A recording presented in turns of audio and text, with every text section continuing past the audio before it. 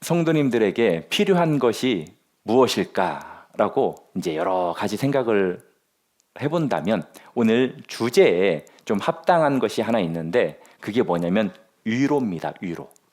과연 우리 성도님들은 우리에게 참된 위로를 주는 것이 무엇이라고 생각하십니까? 과연 나에게 참된 위로는 무엇입니까? 아니면 누구입니까? 이렇게 정답을 말씀하지 마시고요. 생각하는 걸 한번 이야기를 해보자는 거죠. 나에게 위로를 주는 것. 그러면 이제 지금 생각하는 그것, 예수님 말고 하나님 말고 성령님 말고 과연 그것의 유효 기간이 어느 정도 될 거라고 생각하십니까? 바람 앞에 꽃처럼 너는 꽃이야. 참 이 찬양을 우리가 너무나 신나게 잘 불렀는데 오늘 하필 말씀에 꽃이라는 단어가 나오는데요. 꽃처럼 순식간에 사라지는 위로가 아니라 죽음조차 흔들 수 없는 그러한 영원한 위로를 우리는 어디에서 찾을 수 있을까요? 그렇죠.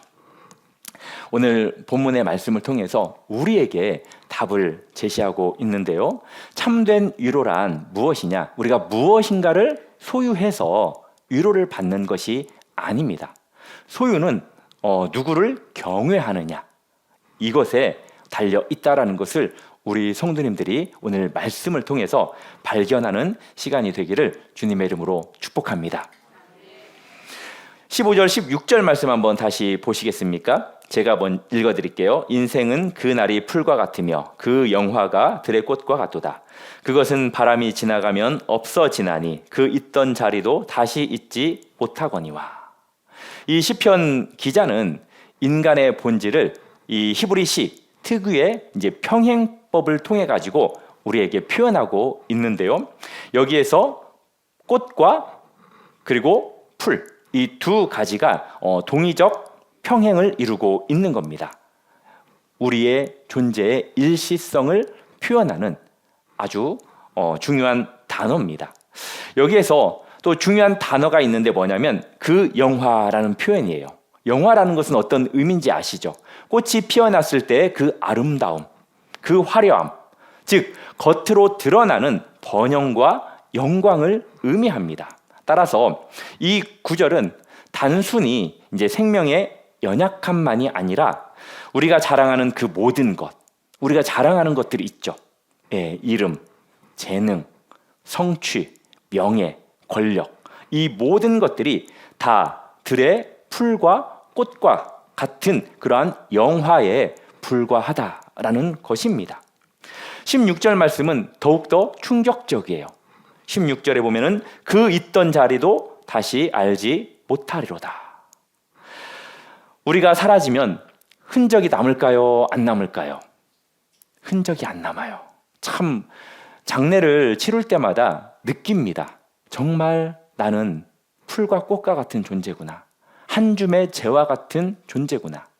우리가 화구에 들어갔다가 1시간 반 정도 지나면 그 작은 항아리, 이 항아리를 채우지 못하는 재밖에 남지 않는다는 것을 우리가 많이 보잖아요.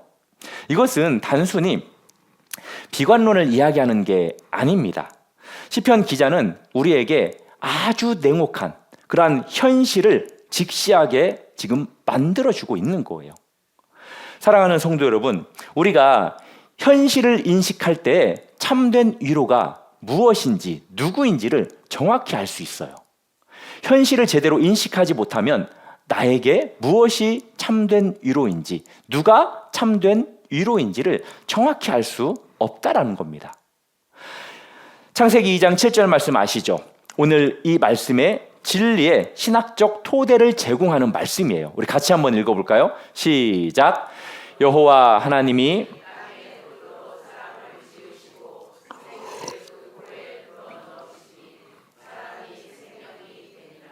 아멘. 우리가 어디서 왔습니까? 흙에서 왔어요. 흙에서. 오늘 이제 본문 앞절 14절 한번 보실까요? 14절에도 보면은 이렇게 기록이 되어 있습니다. 이는 그가 우리의 체질을 아시며 우리가 단지 먼지뿐임을 기억하심이로다. 사랑하는 성도 여러분, 하나님은 우리가 무엇으로 만들어졌는지를 잊지 않으십니다. 그런데 우리는 이것을 너무 잘 잊어버린다라는 거예요. 어떻습니까? 우리 성도님들은 나는 먼지 같은 존재라는 사실을 항상 기억하십니까? 나는 언젠가 흙으로 돌아갈 사람이라는 것을 날마다 생각하시면서 살아가십니까? 그렇지 않다는 거죠. 우리는 너무나도 영원할 것처럼 하루하루를 그렇게 살아갑니다. 이사야 선지자도 말씀했어요. 말하는 자의 소리여 이르되 외치라. 대답하되 내가 무엇이라 외치리이까 하니 이르되 모든 육체는 풀이요 그의 모든 아름다움은 들의 꽃과 같으니. 7절 같이 읽겠습니다. 시작.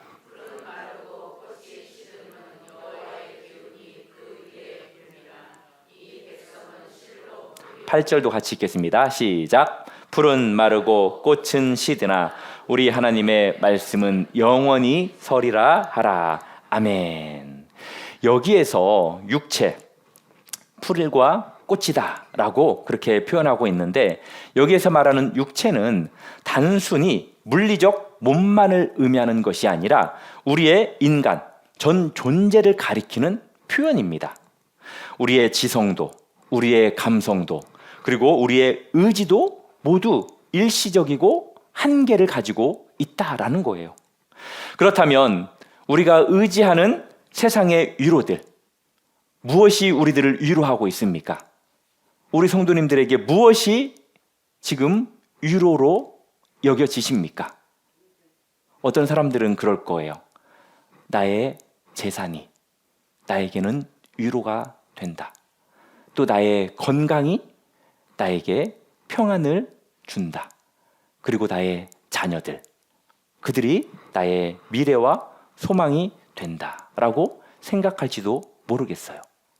그렇지만 그것들도 풀과 꽃처럼 금방 사라지게 된다라는 것을 우리 성도님들 기억하시기를 바랍니다. 그래서 재산을 통해서 지나치게 안정을 찾으려고 노력하지 않으셨으면 좋겠습니다. 누가 와서 도둑질해 갈 수도 있어요. 제가 청년 때 우리 집에 도둑이 들었던 적이 있어요. 우리 가족들이 다 밖에 나갔다가 집에 왔는데 상당히 멀쩡한 거예요. 그런데 깜짝 놀란 게 뭐냐면 한 곳에 쌍디귿의 오에 이응이 있는 거예요. 아직도 못 웃는 분이 있어요. 쌍디귿의 오에 이응. 와, 정말 깜짝 놀랐어요. 세상에 자기가 왔다 갔다라는 것을 표시를 한 거예요. 천만 다행인 것은 집에 그렇게 가져갈 만한 것들이 없었던지 조금 뒤지다가 멀쩡히 그대로 놓고 그것만 남겨놓고 갔어요. 그리고 우리가 잘 모아놔도 하나님께서 이게 입김을 불어버리시면 그게 다 날아가요. 그리고 경제 위기 때문에 얼마나 많은 것을 잃은 사람들이 또 많이 있습니까? 그리고 자녀들도 마찬가지예요. 우리 뜻대로 살아가려고 하는 존재들이 아니에요. 독립적인 존재입니다. 그들 때문에 우리가 너무나 지나치게 또 소망을 둘 필요가 없습니다. 건강도 마찬가지죠. 제가 요즘 많이 좀 느끼는 것은 한 75세까지는 그래도 좀 정정하신 것 같아요. 근데 이제 80을 넘어가면서 이제 90을 가까이 할 때 좀 육체적으로 많이 연약해지는 경우를 많이 보게 됩니다. 이제 이 근본적인 이런 것들에 대한 질문이 뭐냐면, 우리가 위로로 삼고자 하는 것들, 이런 것들이 10년, 20년, 30년, 50년을 못 넘는다는 거예요. 상당히 제한적이죠. 우리에게 참 큰 위로를 줄 것 같지만 그것이 그렇게 길지 않다라는 거예요. 영원토록 변치 않는다는 거예요. 그렇다면 영원토록 변치 않는 위로는 존재하느냐? 그리고 죽음 앞에서도 흔들리지 않는 그러한 위로를 과연 어디에서 찾을 수 있느냐라는 것을 우리가 발견을 해야 된다는 거죠. 솔직히 여기에 앉아 계신 분들은 어떤 것에 누구에게 참된 위로가 있다라는 것을 잘 알아요. 여기에 나오지 않는, 특별히 하나님을 믿지 않는 사람들은 지금 이 말씀처럼 그들은 그렇게 살아간다는 거죠. 17절 말씀 한번 볼까요? 17절에 보면은 어떻게 시작합니까? 여호와의 인자하심, 이 단어로 시작합니다. 여호와의 인자하심은, 이 말씀은 15절 16절과는 완전히 대비되는 그러한 극적인 대조를 이룹니다. 우리 개역개정 성경에는 여기에서 접속사 하나가 빠졌어요. 그런데 이제 영어 성경에는 이제 그 표현을 정확하게 거의 대부분 영어 성경은 기록을 합니다. 그게 뭐냐면 but이라는 단어예요. 그러나 여호와의 인자하심은으로 시작합니다. 인간은 들풀과 꽃과 같이 사라지지만 하나님의 인자하심은 영원하다라는 거예요. 다르다라는 거예요. 여기에서 말하는 인자하심을 히브리어로 뭐라고 부르는지 아시죠? 해자로 시작합니다.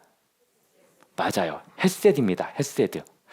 이제 구약 신학에 있어가지고 아주 중요한 이제 핵심 용어 중에 하나가 바로 헤세드라는 용어예요. 우리 성도님들이 기억하셔야 됩니다. 친절, 자비라는 의미인데 이것은 언약에 기초한 변함없는 사랑을 의미해요. 언약에 기초한 변함없는 사랑, 그리고 신실한 충성, 그리고 계약적 헌신이라는 의미를 가지고 있습니다. 이 표현을 잘 이해하기 위해서는 출애굽기 34장 말씀을 볼 필요가 있어요. 우리 17절 말씀, 출애굽기 34장 6절 7절 말씀 같이 한번 보겠습니다. 시작. 여호와께서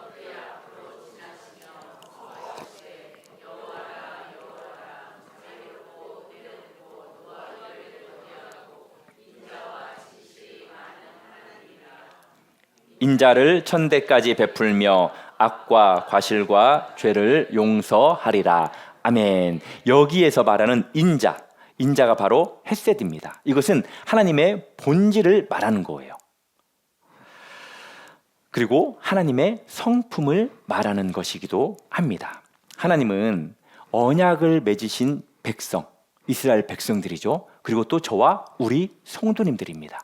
언약을 맺은 백성들은 결코 버리지 않는다는 거예요. 믿으십니까?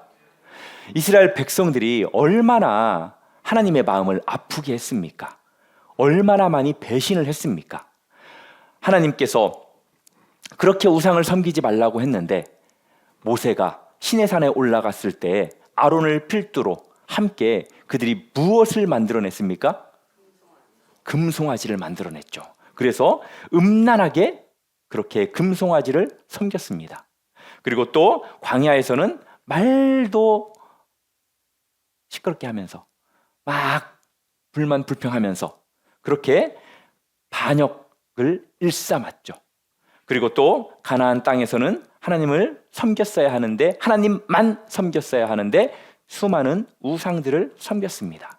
그럼에도 불구하고 하나님께서는 당신을 배신하는, 당신의 마음을 아프게 하는 그들을 향한 그 헤세드, 그 인자를 거두지 않았다라는 거예요. 믿으십니까? 17절에 보면은 영원부터 영원까지라는 단어가 있습니다. 이것은 히브리어에서 가장 강력한 영원성의 표현이에요. 영원부터 영원까지, 시작도 끝도 없는 그러한 영원을 의미하는 거예요. 시편 90편 2절에 보면은 이것을 명확히 설명을 하는데 제가 읽어드릴게요. 산이 생기기 전, 땅과 세계도 주께서 조성하기 전, 곧 영원부터 영원까지 주는 하나님이시니이다. 아멘. 믿으십니까? 사랑하는 성도 여러분, 하나님은 시간 안에 갇혀 있는 분이 아니에요. 시간 안에 갇혀서 살아가는 존재가 우리뿐입니다. 우리는 길게는 100년, 더 길게는 한 110년까지 되겠죠. 이 안에 갇혀서 살아가는 존재지만 하나님은 시간을 창조하신 분이에요. 시간을 초월하신 분이십니다. 따라서 하나님의 헤세드, 하나님의 인자도 결국 시간의 제약을 받지 않는다는 거예요. 믿으십니까? 그렇기 때문에 우리가 찾던 참된 위로가 어디에 있습니까? 하나님께 있다는 거예요. 하나님의 인자에 있다는 거죠. 세상의 모든 위로는 시간적 제한을 받을 수밖에 없어요. 혹여나 우리 성도님들, 내가 누구에겐가 위로를 받겠다라고 생각했을 때 절대 저는 생각하지 마세요. 정말입니다. 저는 끽해야 몇십 년 안 가요. 저 말고 주님만을 참된 위로자로 삼으시기를 주님의 이름으로 축복합니다. 우리 존 칼빈 목사님께서 이야기했던 말씀 하나 읽어볼까요? 시작. 신앙은 우리의 감정이나 느낌에 기초하는 것이 아니라 하나님의 신실하심과 약속에 기초한다. 우리의 위로는 우리 안에 있지 않고 우리 밖에 그리스도 안에 있다. 동의하십니까? 그렇죠. 우리의 위로는 우리 안에 있지 않습니다. 우리 밖에 그리스도 안에 있음을 우리 성도님들 기억하시기를 바랍니다. 칼빈의 말처럼 우리의 위로는 변하는 감정 그리고 상황이 아닙니다. 변하지 않으시는 그림자도 없는, 회전하는 그림자도 없는 그 하나님께 뿌리를 두어야 한다라는 거예요. 우리가 읽지 않았지만 13절에도 보면은 이렇게 기록되어 있습니다. 아버지가 자식을 긍휼히 여김같이 여호와께서는 자기를 경외하는 자를 긍휼히 여기시나니. 우리를 사랑한다라고 말씀하고 있는 거예요.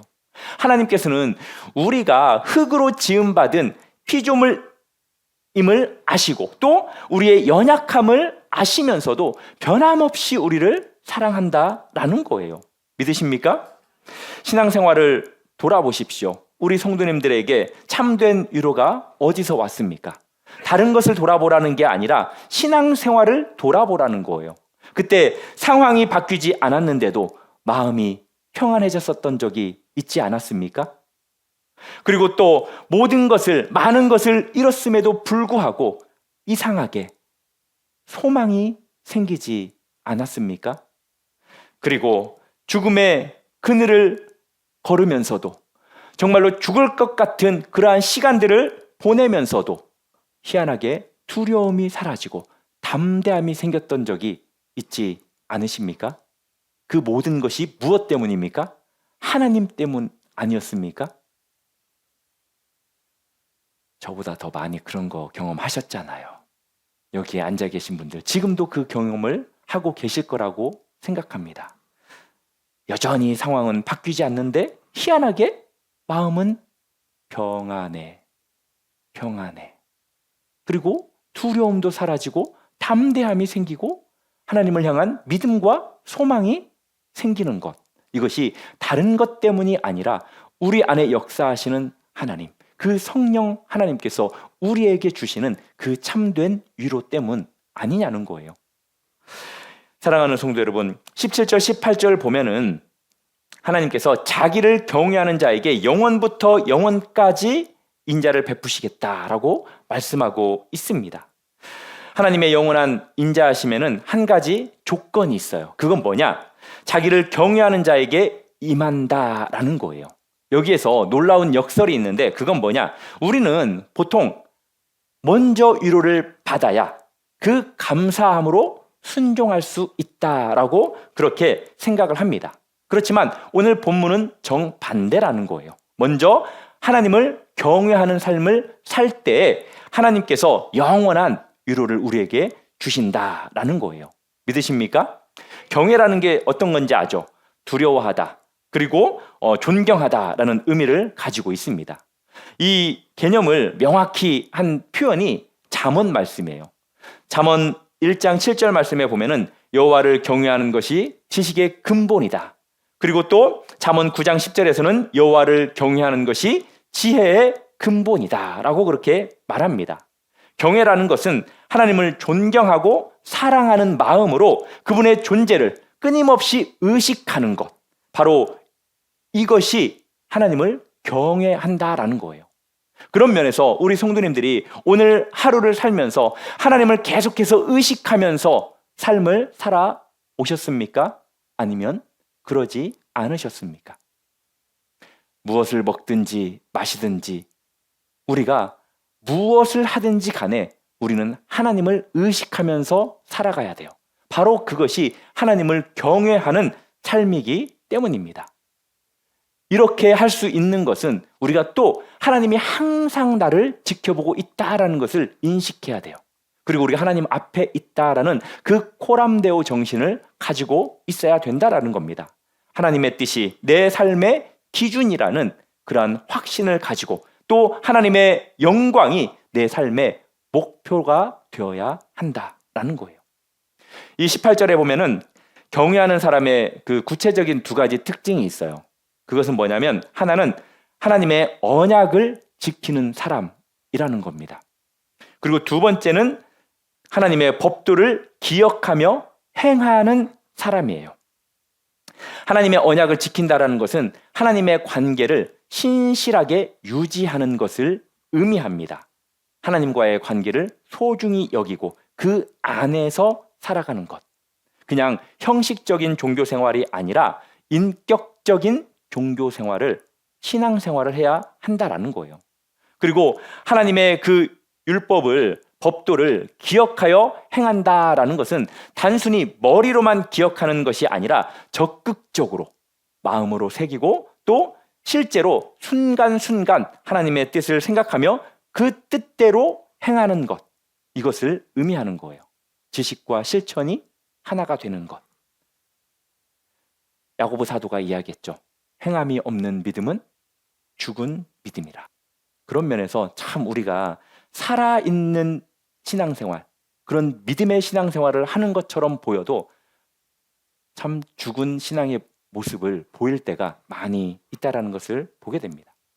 우리가 이 말씀을 통해서 이제 중요한 신학적인 그 질문 앞에 직면하는데 그건 뭐냐? 경외와 또 위로가 어떻게 연결이 되느냐는 거예요. 본문은 분명히 말씀합니다. 참된 위로를 경험하려면 먼저 경외가 이루어져야 한다. 이것은 뭐 경외하면 위로를 준다라는 조건부 거래가 아닙니다. 경외하는 삶을 같이 한번 읽어볼까요? 경외하는 삶 자체가 시작. 경외하는 삶 자체가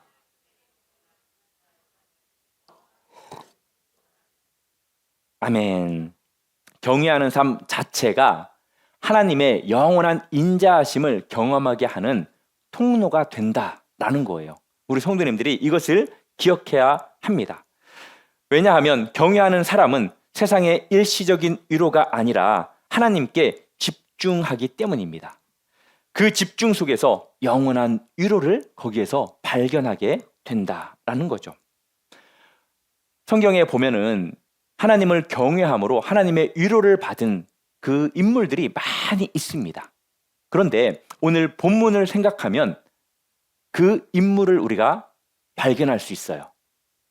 그 인물은 누구일까요? 맞아요.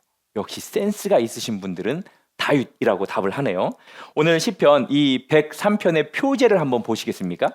뭐라고 써있죠? 표제? 다윗의 시라고 써있죠. 그렇습니다. 다윗입니다. 다윗의 삶은 하나님을 경외하고 위로의 관계를 아주 잘 보여주는, 생생히 보여주는 인물입니다. 다윗은 일생 동안 엄청난 고난을 겪었던 사람이에요. 우리가 위대한 왕으로, 정말로 하나님 마음에 합당한 왕으로 생각을 하죠. 그렇지만 다윗도 많은 고난을 당했어요. 어떤 고난을 당했습니까? 하나님께 기름 부음을 받았지만 사울 왕에게 쫓겨서 광야를 떠돌았어요. 그리고 또 반역을 당했죠. 누구에게 반역을 당했습니까? 그놈이죠. 네, 그놈 압살롬 아들한테 반역을 당했습니다. 그래서 왕궁에서 쫓겨났어요. 또 밧세바 사건으로 인해서 영적 위기를 겪었었죠. 그리고 말년에는 아도니아의 반란으로 고통의 시간을 보냈습니다.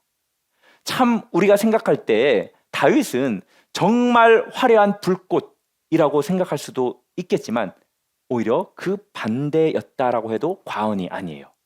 이 다윗의 삶은 풀꽃처럼 연약했고 바람 앞에 꽃처럼 흔들렸던 그러한 삶이었습니다. 그러나 다윗은 하나님을 경외했던 사람이었어요.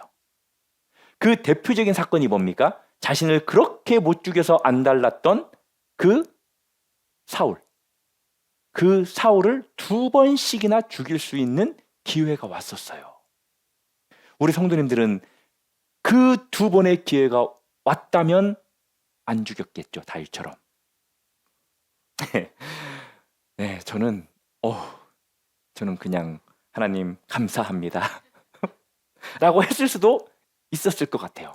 그런데 이 다윗은 어떻게 했습니까? 어떻게 내가 여호와의 기름 부은 받은 자를 내가 죽일 수 있느냐, 해칠 수 있느냐? 나는 그럴 수 없다. 이것이 바로 하나님을 경외하는 모습이었죠. 자신의 유익이 아니라 누구의 뜻을 먼저 생각한 거예요? 하나님의 뜻을 먼저 생각한 거죠. 밧세바 사건 후에 또 나단 선지자가 다윗의 죄를 지적했었죠. 그때 우리 성도님들 같았으면 어떻게 했었겠어요? 그렇죠. 우리 성도님들은 하나님, 제가 잘못했습니다 라고 바로 회개했겠죠. 그런데 저는 아마 어쩌면 남의 발을 내밀었을 수도 있을 것 같아요. 참 다윗이 이렇게 고백합니다. 내가 여호와께 죄를 범하였나이다. 시편 51편에서 이렇게 고백하죠. 하나님이여, 같이 읽겠습니다. 시작.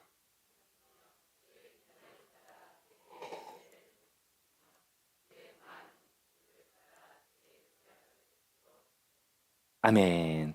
다윗이 하나님의 무엇을 의지했습니까? 인자, 헤세드를 의지했습니다. 자신의 의로움이 아니었어요. 하나님의 언약적 사랑의 근거에서 하나님께 용서를 구했습니다. 이것이 하나님을 경외하는 자의 태도요, 모습이라는 것을 기억하시기를 바랍니다. 그리고 이 말씀도 봐야 되겠네요. 사무엘하 15장 25절 하반절부터 26절까지인데 이렇게 기록이 되어 있습니다. 압살롬 반역으로 예루살렘을 떠날 때였습니다. 이제 다윗이 만일 내가 여호와 앞에서 은혜를 입으면 도로 나를 인도하사 내게 그 궤와 그 계신대를 보이시리라. 그러나 그가 이와 같이 말씀하시기를 내가 너를 기뻐하지 아니한다 하시면 종이 여기 있사오니 선히 여기시는 대로 내게 행하시옵소서. 하나님을 경외했던 이 다윗은 결과를 누구에게 맡겼냐면 하나님께 맡겼어요. 그리 아니하실지라도. 그는 자신의 왕위나 안전보다도 하나님의 뜻을 우선시했던 대표적인 인물입니다. 하나님의 그 경외함 속에서 다윗은 참된 위로를 경험했어요. 광야에서도, 그리고 아들의 반역 속에서도, 죄의 결과를 경험했을 때도 그는 이렇게 하나님의 헤세드를 노래할 수 있었던 것입니다. 이 시편 103편은 다윗이 말년에 기록한 시라고 볼 수 있습니다. 아마도 그가 인생의 끝자락에서 이 시를 지었던 것 같습니다. 그래서 이 시를 지을 때 자신의 그 일생을 되돌아보면서 자신이 풀꽃과 같이 연약한 존재임을 그렇게 인정을 합니다. 그러나 동시에 하나님의 인자하심을 영원부터 영원까지 자신을 지켜줄 것을 또 고백하고 있습니다. 다윗을 향한 위로, 이것은 자신의 그 능력, 자신의 업적으로부터 얻은 것이 아니라 그가 경외했던 하나님의 언약적 사랑으로부터 나왔다라는 것입니다. 사랑하는 성도 여러분, 우리 성도님들은 어떻습니까? 다시 한번 질문합니다. 지금 무엇을 통해서 위로를 받고 계십니까? 세상의 일시적인 것들입니까? 아니면 영원하신 하나님입니까? 하나님을 경외하며 사는 것이 결코 쉽지 않습니다.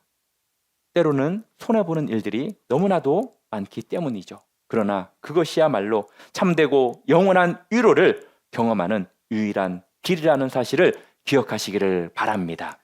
이제 말씀을 맺겠습니다. 우리는 풀꽃과 같이 연약한 존재입니다.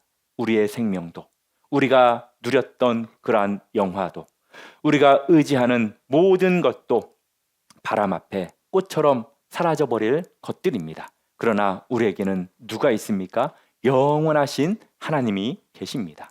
그분은 우리의 연약함을 아시고 그리스도를 통해서 영원한 위로를 우리에게 주셨습니다. 예수 그리스도는 하나님의 헷세드가 되셔서 육신을 입고 이 땅에 오신 분이시죠. 그분은 십자가에서 우리의 모든 죄와 연약함을 담당하셨고 부활로 영원한 생명을 보증하셨습니다. 믿으십니까? 우리 마지막으로 로마서 8장 38절 39절 말씀 같이 읽겠습니다. 시작. 생명이나 천사들이나 권세자들이나 현재의 일이나 장래의 일이나 능력이나 높음이나 깊음이나 다른 어떤 피조물이라도 우리를 우리 주 그리스도 예수 하나님의 사랑에서 끊을 수 없으리라. 아멘. 그리스도 안에 있는 자에게는 죽음도 고난도 실패도 그 어떤 것도 하나님의 사랑 곧 헷세드로부터 끊을 수 없습니다. 믿으십니까? 이것이 우리 성도님들의 참된 위로가 되기를 주님의 이름으로 축복합니다. 이 땅의 삶이 풀꽃과 같이 짧다고 해도 우리 성도님들 두려워하지 마십시오. 하나님을 경외하는 자에게 영원한 그 인자하심을 베푸시는 하나님이 저와 우리와 함께함을 믿으시기를 주님의 이름으로 축복합니다.